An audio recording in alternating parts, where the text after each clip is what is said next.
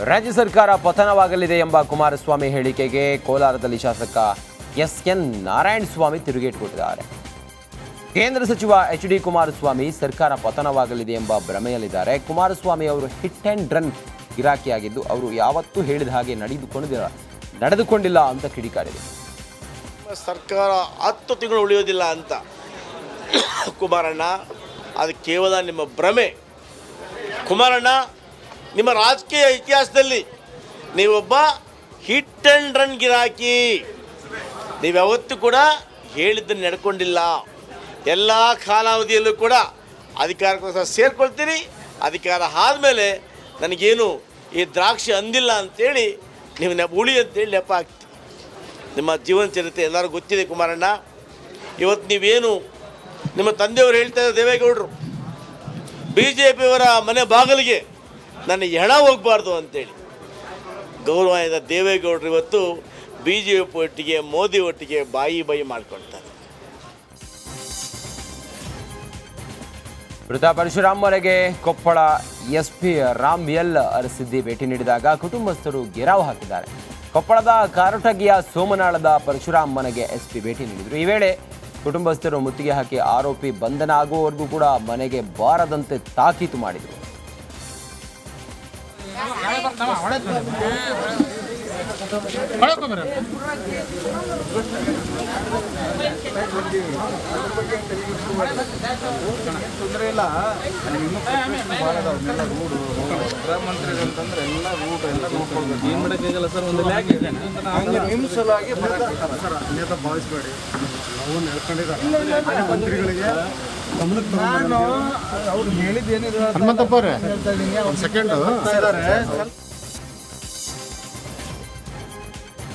ರಾಜಧಾನಿ ಬೆಂಗಳೂರಲ್ಲಿ ಮಧ್ಯರಾತ್ರಿ 1 ಗಂಟೆವರೆಗೆ ವ್ಯಾಪಾರ ವಹಿವಾಟು ನಡೆಸಲಾಯಿತು. ಸರ್ಕಾರದ ಹೊಸ ಆದೇಶದಂತೆ ರಾತ್ರಿವರೆಗೆ ಹೋಟೆಲ್ಗಳು ತೆರೆದಿದ್ದು ಬೆಳಿಗ್ಗೆ 6ರಿಂದ ಮಧ್ಯರಾತ್ರಿ 1 ಗಂಟೆ ತನಕ ವ್ಯಾಪಾರ ವಹಿವಾಟಿಗೆ ಅವಕಾಶ ನೀಡಲಾಗಿದೆ.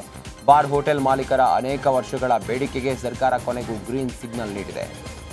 ಬೆಂಗಳೂರು ನಗರದಲ್ಲಿ ಇನ್ನು ಮುಂದೆ ರಾತ್ರಿ 1 ಗಂಟೆಯವರೆಗೆ ಎಲ್ಲ ಶಾಪ್ ಅಂಡ್ ಎಸ್ಟಾಬ್ಲಿಷ್ಮೆಂಟ್ಗಳನ್ನು ತೆರೆದಿಡಲು ಅವಕಾಶ ಮಾಡಿಕೊಟ್ಟಿರುವುದನ್ನು ನಾವು ಸಂಪೂರ್ಣವಾಗಿ ಸ್ವಾಗತಿಸುತ್ತಿದ್ದೇವೆ.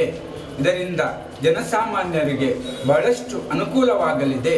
ಅದರ ಜೊತೆಗೆ ಹೆಚ್ಚಿನ ಉದ್ಯೋಗ ಕೂಡ ಹೆಚ್ಚು ಸಿಗಲಿದೆ. ಎಲ್ಲ ಬಾರ್ ಅಂಡ್ ರೆಸ್ಟೋರೆಂಟ್ಗಳು ಕೂಡ ರಾತ್ರಿ 1 ಗಂಟೆಯವರೆಗೆ ಮುಂದಿನ ದಿನಗಳಲ್ಲಿ ತೆರೆದಿಡಲಿದೆ. ಬೆಂಗಳೂರು ನಗರದಲ್ಲಿ ಇನ್ನು ಮುಂದೆ ರಾತ್ರಿ 1 ಗಂಟೆಯವರೆಗೆ ಎಲ್ಲ ಶಾಪ್ ಅಂಡ್ ಎಸ್ಟಾಬ್ಲಿಷ್ಮೆಂಟ್ಗಳನ್ನು ತೆರೆದಿಡಲು ಅವಕಾಶ ಮಾಡಿಕೊಟ್ಟಿರುವುದನ್ನು ನಾವು ಸಂಪೂರ್ಣವಾಗಿ ಸ್ವಾಗತಿಸುತ್ತಿದ್ದೇವೆ. ಲೇಟ್ ನೈಟ್ ಬಾರ್ ತೆರೆದಿಡಲು ಅವಕಾಶ ನೀಡಿದ ಸರ್ಕಾರದ ನಿರ್ಧಾರವನ್ನು ಹೋಟೆಲ್ ಮಾಲೀಕರು ಶ್ಲಾಘಿಸಿದ್ದಾರೆ. ಹೋಟೆಲ್ ಮಾಲೀಕರ ಸಂಘದ ಅಧ್ಯಕ್ಷ PC ರಾವ್ ಹರ್ಷ ವ್ಯಕ್ತಪಡಿಸಿದ್ದಾರೆ. ಸರ್ಕಾರದ ಆದೇಶವನ್ನು ನಾವು ಸ್ವಾಗತಿಸ್ತೇವೆ. ಲೇಟ್ ನೈಟ್ ವ್ಯಾಪಾರದಿಂದಾಗಿ ಲಾಭ ಜಾಸ್ತಿ ಸಾಧ್ಯತೆಗಳಿವೆ ಅಂತ ಹೇಳಿದರು. ಬೆಂಗಳೂರಲ್ಲಿ ಬಿರುಗಾಳಿಗೆ ಮರಗಳು ಧರಾಶಾಯಿಯಾಗಿದೆ. ವೆಸ್ಟ್ ಆಫ್ ಕಾರ್ಡ್ ರಸ್ತೆಯಲ್ಲಿ 2 ಮರಗಳು ಬಿದ್ದಿದ್ದು, ಹೀಗಾಗಿ ಕೆಲ ಸಮಯ ರಸ್ತೆ ಸಂಪೂರ್ಣವಾಗಿ ಬಂದಾಗಿದ್ದು. ಅದೃಷ್ಟವಶಾತ್ ಯಾವುದೇ ಪ್ರಾಣಹಾನಿಯಾಗಿಲ್ಲ.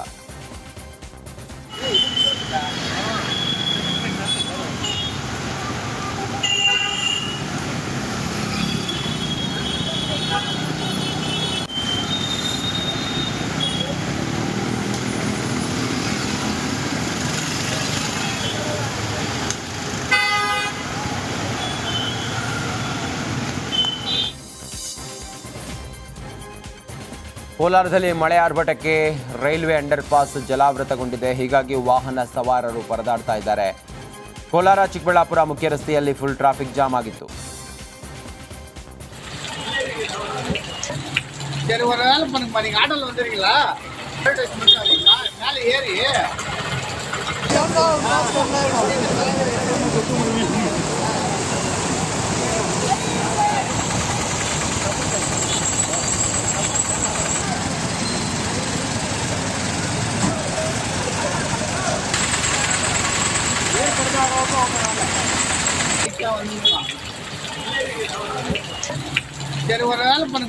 வந்துருக்கீங்களா?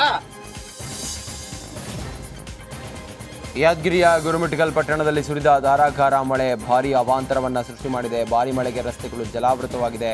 ಹೊಳೆಯಂತಾಗಿದೆ. ರಸ್ತೆ ಬದಿಯ ಅಂಗಡಿ ಮುಗ್ಗಟ್ಟುಗಳನ್ನು ಸಂಪೂರ್ಣವಾಗಿ ನೀರು ಆವರಿಸಿವೆ.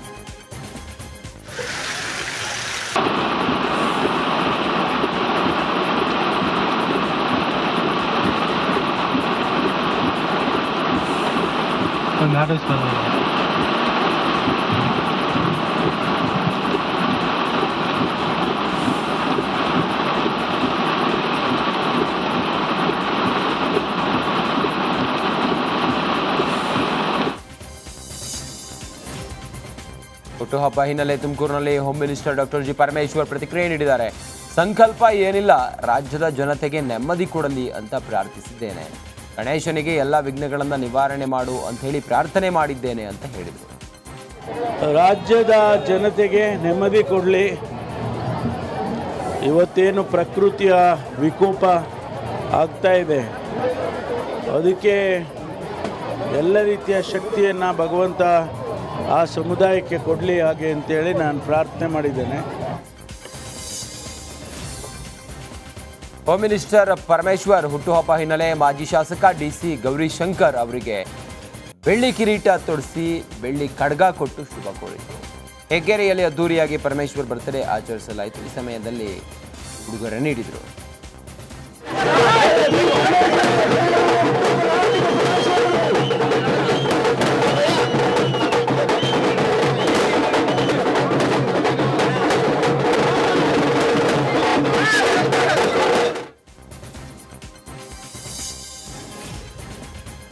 ಬೆಂಗಳೂರಿನ ಶೇಷಾದ್ರಿಪುರಂ ಠಾಣಾ ವ್ಯಾಪ್ತಿಯಲ್ಲಿ ಯುವಕನ ಕೊಲೆ ಪ್ರಕರಣ ಸಿಸಿಟಿವಿ ಫುಟೇಜ್ ಏನಿದೆ ಅದು ರಿಪಬ್ಲಿಕ್ ಕನ್ನಡಕ್ಕೆ ಲಭ್ಯ ಆಗಿದೆ. ಹಂತಕರು ದ್ವಿಚಕ್ರ ವಾಹನದಲ್ಲಿ ಬಂದು ಅಟ್ಯಾಕ್ ಮಾಡಿದ್ರು. ಗಾಡಿಗೆ ಡಿಕ್ಕಿ ಹೊಡೆದು ಕೆಳಗೆ ಬಿದ್ದಾಗ ಮನಸೋ ಇಚ್ಛೆ ಹಲ್ಲೆ ಮಾಡಿದ್ದಾರೆ. ಲಾಂಗು ಮಚ್ಚುಗಳಿಂದ ಹಲ್ಲೆ ಮಾಡಿ ಹತ್ಯೆ ಮಾಡಿದ್ದಾರೆ. ಈ ಸಂಬಂಧ 6 ಆರೋಪಿಗಳನ್ನು ಪೊಲೀಸರು ಬಂಧಿಸಿದ್ದಾರೆ. ಇನ್ನು ಕೆಲ ಆರೋಪಿಗಳು ನಾಪತ್ತೆಯಾಗಿದ್ದು ಅವರಿಗಾಗಿ ತಲಾಶ್ ಮುಂದುವರೆದಿದೆ. ಒಟ್ಟು 15 ಜನರ ವಿರುದ್ಧ ಎಫ್ಐಆರ್ ಕೂಡ ದಾಖಲಾಗಿದೆ.